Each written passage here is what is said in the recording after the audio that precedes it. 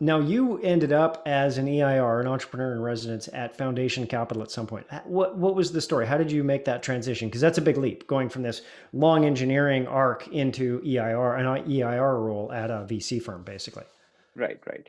So I think EIR roles at different firms, VC firms tend to be kind of different. I think certain EIR roles have a certain degree of, I would say, responsibilities. I guess you're expected to assist with the due diligence, or expected to help out the VC with their day to day. The EIR position of me and my co-founder wasn't quite like that. I think it was more like we were figuring out what company to build next. We liked Ashu, who's general partner at Foundation Capital, and Ashu basically told us, well, as you guys figure out what next startup you want to do, how about you do it in our offices with the position of EIR, no responsibilities. If you ever want to brainstorm an idea, if there's any way I can help, I'll be happy to help. And do give us a chance to invest whenever it is you start your company. What a fantastic spot. I actually think of those, that's more of an entrepreneur in waiting role, right? You don't Hmm. have any day to day admin responsibilities. You're sitting there exploring. How long did that take? It was 4 or 5, 6 months or something. Two What were you months. looking for while you were there? So I think we had sort of well, obviously, we knew one of the important things we learned from our last company was that it is really you once you start a company, you take an investor money and everything.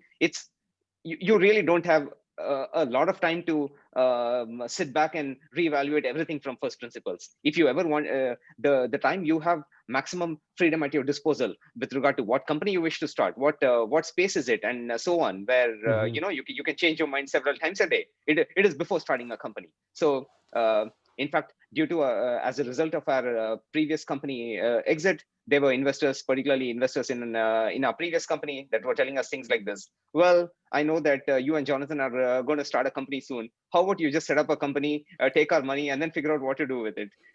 We said, no, no, we we don't want to start a timer. We want to sit back and think. There are there are at least like a 50 or 100 people that we want to catch up with, that we want to pick the brains of. A lot of our smart friends doing various cool things in the technology industry, in AI, and various other things. And well, meeting 100 people, sitting back and thinking about the conversation takes a lot of time. I mean, there's only 30 days in a Yeah. month. So it turned out, and to be fair, at that time it wasn't like all meetings were on Zoom. If all meetings were on Zoom, then we could perhaps be doing 4 or 5 every day with Yes. a commute to San Francisco and everything. We were maybe looking at no more than two. Right. And yeah, so that is what that was our main motivation, really. While we had I want to say 1 month into our EIR, we kind of knew that we wanted to do something like Turing, which is the company that we went on to start eventually. But still, we came at it from from plenty of different perspectives. We talked with companies in the recruiting space itself. We talked with companies we talked with hiring managers at large enterprises regarding what their pain points were, who are the kind of vendors they work with, and so on. Whether what they thought of a Turing-like idea. We certainly talked with other people in large IT outsourcing, in small software dev shops. I even spent 1 week as an uninvited guest in one of these recruiting agencies. I kind of knew the founder, and I actually drove down to LA, spent a week, and I basically said, "Can I watch what your recruiters do all day and what their workflow is and everything?" He was surprisingly pretty generous enough. He was like, "Well, as long as you don't stop them from selling, I'm cool. Feel free to watch. As long as you don't stop them from doing their work, or stop them from getting more business, I'm cool with that." And yeah, Yeah. so I think that sort of thing really helped us understand the space in a very deep way. And yeah, I'm very glad we did that. I mean, that sort of freedom is something. If once you start a company, you can just spend 6 months trying to learn more and do nothing more, nothing with your company. Yeah. It's pretty much like growth that matters above all else. So the market puts a huge premium on growth. Growth is what makes it Right. exciting for founders. It's what makes it exciting for employees. It's what makes it exciting for investors and Right. basically everybody. Yeah.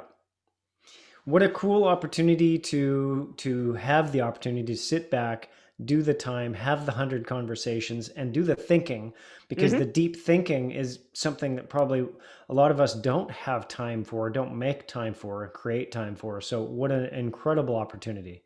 Absolutely. And in fact, another thing I did, which I really loved during that period, was also, I mean, while I had obviously published in AI, I had done commercial things in AI, all sorts of things in the last 3 or 4 years. I think there was just so much new stuff in there that I just did not have enough time to keep up. So I had put for myself a giant stack of papers and books and technical reports and things like that, and I actually got time to read that. It's interesting how often one doesn't even get a chance to make enough time for that sort of thing.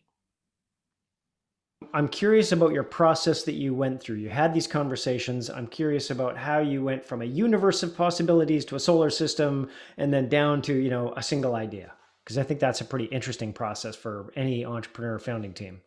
Absolutely. I mean, it's a great question. So I would say there are a number of things that to keep in mind when thinking of what company you wish to start. First of all, you want to make sure that you have a really large market on your hands. I mean, if if the market is not large enough, that inherently caps how big you can become, and that sort of really feeds into everything. Like investors become less interested. I mean, basically, it's that is something you want to figure out. The second thing is you certainly want to understand what the nature of the I guess what the nature of the competition is, and what the offerings are today like, and do you uh, do you credibly have an opportunity to offer something that is 10 times better than what customers have access to today? Since Mm-hmm. if you're only marginally better, you're going to have a hard time selling into that market. I mean, the market may be theoretically very big, but you may have yeah those sorts of situations are not fun. I mean, the ideal kind of situation is something where you have a really large market, you have and a market that also has enough of a budget and enough of a pain point where almost nobody is able to serve them quite to their satisfaction, and you are able to do much better. And in a weird way, it would be great if even with your V1 that you as a company would not be proud of, if your customers are delighted with your V1, because that is just so much better than everything that is. And hopefully with version 2, version 3, you just blaze ahead of the competition more and more. That is the sort of Mm-hmm. market and the opportunity you want to go after. And again, uh, it is so important to do this thinking early, because this is the one thing you can't change. You can change track with regard to, well, should my technology do A, should it do B, Sure. how best do I solve this problem? Yeah. This is pretty much like the soul of the company. And yeah I, and in addition to everything I mentioned right now, of course, one last very important thing is, why are you the right people to be doing this company? The founder Yeah. market fit. Yeah. I think at Turing, this was one of the. I mean, there were many factors in favor of Turing, as we could see it, but founder market fit was definitely a very strong one. Like, we had even evaluated some other ideas relating to AI to help with better sales and all sorts of and other ideas too, where I do believe we would have potentially started and run good companies. But we asked ourselves, are we really 10 times better than the next best entrepreneur we know in this space? Or could people come at the same thing from a different angle? Could there be Mm-hmm. somebody that understands the sales domain so well that even though they are not as strong as us when it comes to AI, they would still end up building as good a product, for example? But when it Right. came to the Turing offering, I think we had a lot of unique experiences. I think that made us somewhat more uniquely qualified, I think, to start a company like this one. First one is, of course, the fact that both of us are basically, I guess, computer scientists turned entrepreneurs ourselves, and that certainly was helpful. Another thing that was very helpful was the fact that by some form of brute force, we had kind of stumbled into the idea of Turing into our previous company itself. So we faced this problem firsthand. We were always very, very picky with our software engineer hiring standards. I think we did just fine, I want to say, until maybe 2013 ish or 2012 ish. After that, hiring just became excruciatingly hard. It was very, very clear to us that we would have to either lower standards, or we would just keep interviewing, and we would never be able to close the people that we wish to close. So we ended up sort of over time doing a lot of things, doing experiments that worked. So some worked, some did not work, but eventually we figured out how to work with some really exceptional remote engineers in Russia, Ukraine, Poland, Romania, India, someplace in the Middle East, Poland, and so on. And we also figured out how best to make this distributed team work. I can't say we honed it to a science the same way we did at Turing, but it was very, very clear to us that there is something really, really powerful here. If we are able to get if you are able to figure out a way to hire and effectively work remotely with the Silicon Valley caliber engineers in other parts of the world, we don't have to get into this fist fight with Google, Facebook, and everybody else in the context of local hiring. That was pretty much our insight at that time. I think in 2018, when we were talking about this made sense to nobody. And now I suppose that could be a good thing, or it could be it could be a bad thing, or it could be an exceptionally good thing if virtually nobody else is able to see it. But yeah, to us, I think venture capitalists couldn't see it. They said that, well, everybody should sit in the same office, and we would keep having these discussions with them. Come on, this situation is untenable. What are you talking about? And so sooner or later, I think venture capitalists started changing their mind. I would say even before COVID. I think by I want to say even by early 2019, many of them were singing a different tune. They were like, you know what, we were pushing our founders to keep hiring, but they were not able to make very much by way of progress. So we've come around to the idea of remote hiring being the way to go. And of course, COVID is a completely different story. That's like taken this to stratospheric heights. Seeing the general trajectory, seeing the fact that you had that pain, and then validating that when the venture capital companies were saying, okay, we're now starting to see the same pain that you've already told us about showing up in our portfolio companies where they can't make the hires they need. Mm-hmm. That's exactly right. And believe it or not, if you now COVID has so much colored our perspective, but if you look at some of the articles in Jan 2019, right? Mm-hmm. Not Jan 2020, Jan 2019. It talked about 2019 being the year of remote. You would see so many articles. If that is the year of remote, I don't know what 2020 is. But yes, hyper remote. Yeah. But compared to distributed, I think that was absolutely correct. In fact, even at Turing, we could see the difference in people's willingness. Admittedly, it was not a mainstream thing, but there were just far more early adopters willing to come on board with this idea in 2019. I mean, we could even see the shift happening before our eyes. There would be some customers that come up and say, I like the idea of high quality engineers. I don't quite like the idea of remote. I think I'll continue with local hiring. No, thank you. And after 3 months, they come back. You know what? I'm tired of this. I'm not able to. The people who want to join me, I don't want them. The people I do want to go to Google instead. So let's give Turing a try. So we did see that shift happening even then. But yeah, of course, I could have never predicted 2020. So I want to rewind. There are so many good points in there. One is, I love your 10x metric. Do you know the 9x rule, which is basically the same thing? Have you ever heard of that one? I have not.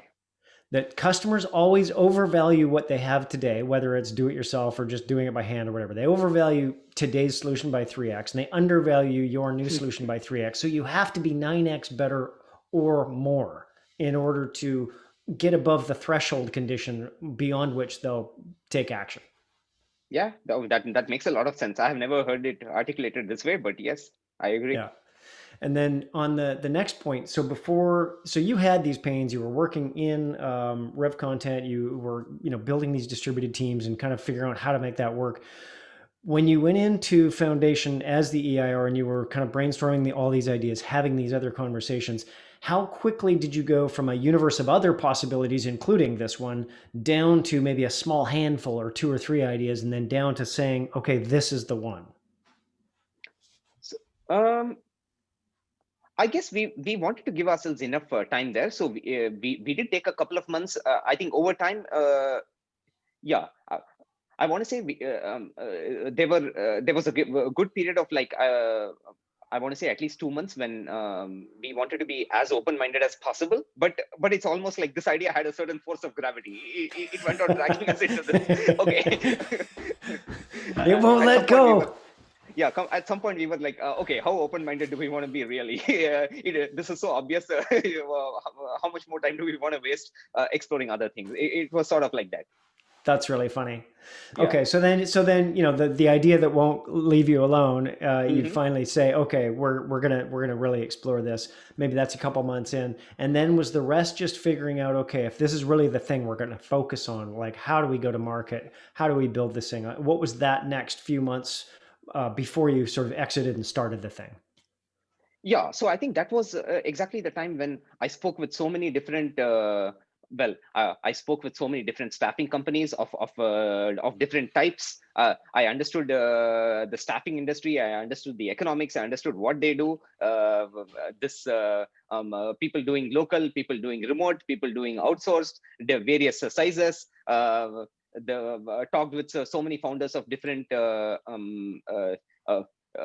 different sort of outsourcing or services companies, even talked with a lot of engineering leaders with regard to what their pain points were, what their hiring process was. Then even people selling to companies of various selling some kind of hiring related solutions to companies Mm-hmm. of different sizes. Then I mean uh, one useful thing we learned during that period is you certainly want to talk to your prospective customers, but you also kind of want to talk to people who have attempted to sell similar things to your prospective customers, because Yeah. often they give you a lot of leverage feedback. They might tell you things like, well, these such companies will express interest, but they'll really waste your time, and those people Right. just won't close, or Yeah. something else.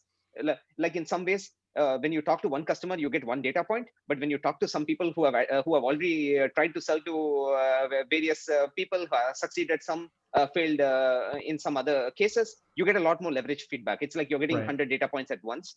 So Right. we did a lot of that, I think, to try to put together a very coherent model, because of, I suppose, what our initial attack vectors would even be. Like, we Right. can't focus on everything in the very beginning. There's got to be some kinds of customers that will likely close more easily. There's got to be, yeah.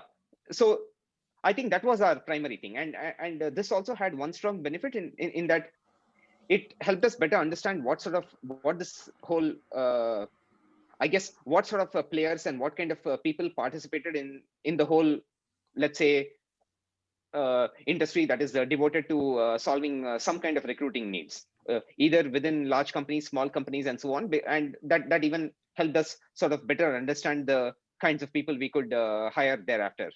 Mm-hmm. Team building is hard at the best of times. I've run and been involved in startups where we've had distributed teams, we've had on-site teams, we've had a mix of those.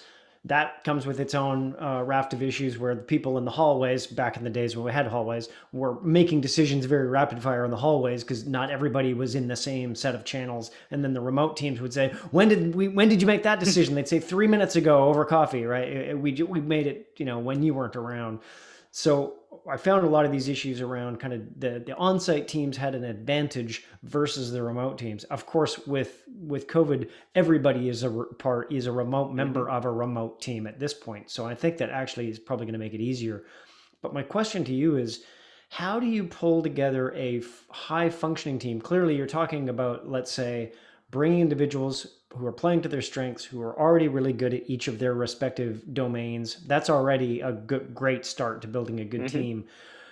Does touring provide any sort of framework or management infrastructure, or is that still ultimately up to the customer to then say, well, I still have to have a manager here in my company who knows how to manage all of these cultures and languages and people who live in different time zones? How does that work? A great question. So this is certainly very important. We certainly don't just leave it to the managers, because from our perspective, we think this opportunity is much is going to be one of the biggest ones of our time. And to make the most of this opportunity, we need to make sure that managers who have never managed remote engineers before, or a distributor team before, should be able to do it with almost the same ease as managing a local team. And engineers too that have perhaps never worked in a remote job or a distributed team before should be able to do it and be all pretty much as productive as they would be in a local team. So that is what we seek out to do. Right. And how do we do it? Well, we enforce a mix of, I would say, both processes, as well as we also have a product that kind of facilitates exactly this, and helps nudge developers toward some of the best practices. So one of the biggest things that we have found to be virtually, I would say, almost non-negotiable, is having a certain number of coordination hours, if you will, where everybody is available, and no matter what part of the world they are working out of. So Right. we have practically seen that, given that virtually all our customers are in the US, we have seen that something like, let's say, 9 a.m. to 1 p.m. in the customer's time zone as coordination hours turns out to be best. And where Right. where the idea is that during this time you can be available for quick questions, for meetings, for whatever else, and you get to work the remaining hours of your day on your own time, because ultimately, as a software Right. developer, you probably want some time to yourself too. And we Right. have found this 4 hours to be a kind of a nice sweet spot, in the sense there are enough developers that are kind of somewhat night owls, and this doesn't really stretch them well beyond their comfort zone. And 4 hours also does enough by way of coordination hours and everything. Yeah. So we have found that, for example, So it kind even of if you works for were, both sides. that's right. That's right. Yeah, we have found that this one becomes important, though. Very often, discipline is not maintained around this, and then it becomes all over the place. I'll try to talk to these two developers in the morning, but this other guy is not available for a meeting. I try to talk with somebody else. That becomes a Right. coordination nightmare. Because again, if it becomes too narrow, then it becomes a situation where maybe you got caught up in something else. You want to grab this person for a meeting. By then, those 2 hours of coordination hours are done, and then you have to wait for another day. So that certainly becomes quite crazy. So I think Right. this would be number one.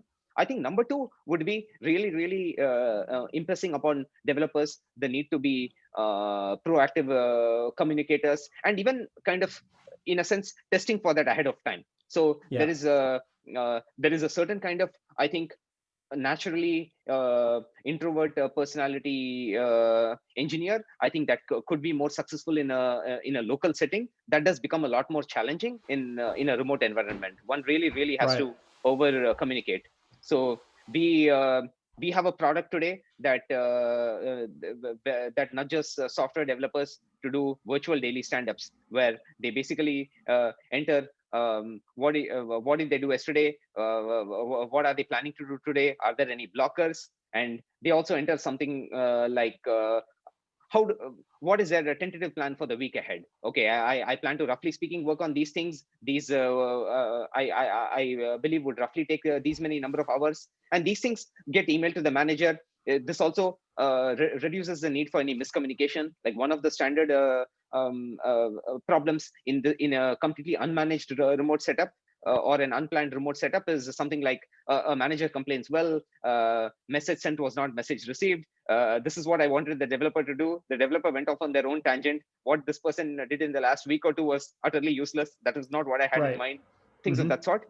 That sort of Yeah. thing, again, helps nobody. So this yeah, I would say our product that really facilitates transparency, feedback, over communication, and our product also bakes in like performance reviews on both sides, that both the developers and managers can do. This also creates a tighter feedback mechanism regarding how the collaboration itself could be improved, and how better outcomes can be achieved. So.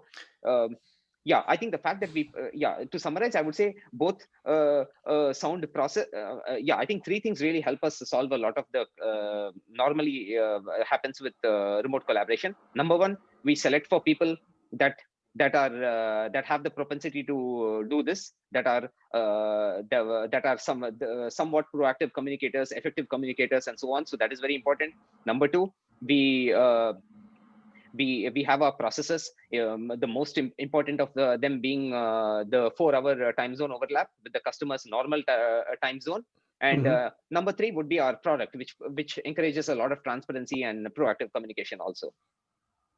Yeah, and this idea of having the virtual stand-ups, essentially something very lightweight, so it's not a Mm-hmm. burden Yes. to put the data, because that becomes a problem. Any of these kinds of systems of measurement become a burden, and people just start copy pasting blocks of crap in there, versus something very lightweight. I have these 3 things or these 2 things I'm working on today, full stop, and then these 2 things for the rest of the week. I think the Mm-hmm. lighter the better, and I think we've probably all been subjected to these terrible kinds of systems. So I'm very empathetic to anybody who has to fill something like that out every day. So it sounds like a very Absolutely. lightweight reporting mechanism, so that everybody has shared situational awareness of what everybody else is working on. Pretty standard stand up sprint planning and daily planning stuff. Absolutely. And even from a manager's perspective, right? If you write a large blob of text, it helps nobody. It's not like the manager will have an easy Right. takeaway with regard to what is this person up to again.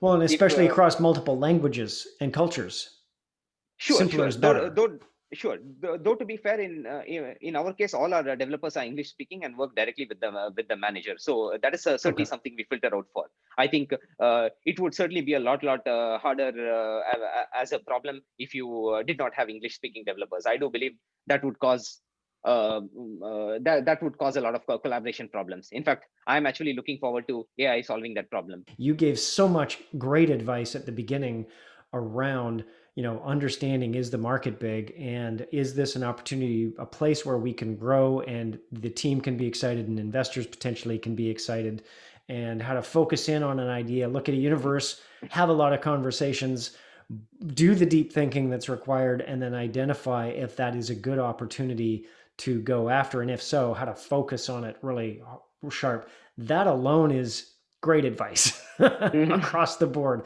Do you have anything you'd add to that? When I've been asked to speak on such matters like advice to entrepreneurs, I generally end up spending 75% of the time talking about just this, about make sure you've nailed the market, the opportunity, make sure you've taken your time to get into it, because I really think that is probably the most important part of all. I mean, the other things you can kind of figure out a little bit more on the fly if this scaffolding is in place. But and this is also the thing that maybe people most underestimate. Like there is a sense, I think, in which often there is the idea that you don't engage in any of that. You just build something, you roll it out, you see if it works. But that's nowhere as effective as having done as much research as possible and nailed this part. I mean, ultimately, I heard this. I was a lot younger and I didn't have any gray hair at that point. But when I was a lot younger, I heard of Mark Andreessen say that when it comes to three determinants of startup success: team, technology, and market. Andreessen made the point that market by far rules above everything else. Like a B grade team with B grade technology can win in an A plus market, but the reverse is Yes. often very difficult. And having run my previous startup and watched the ecosystem, learning from our own experience and everything, I've realized the truth in that. I have seen so many cases now where A plus teams, A plus technology have failed in the wrong market, and I've seen the reverse happen too. So yeah, that is the one thing I would always emphasize. There's a quote that I love, and I always attribute it to this to Don Valentine from Sequoia, and I hope it's his quote, which is always find big, high growth markets, because then even the management team can't screw it up too badly. It's Yeah. you get more room for error, right? Because there's just more opportunities to look for, and also if you do make some mistakes, and you will make some mistakes, you can recover them. Yeah. I mean, So I maybe agree with you. I think market is so critical. mhm.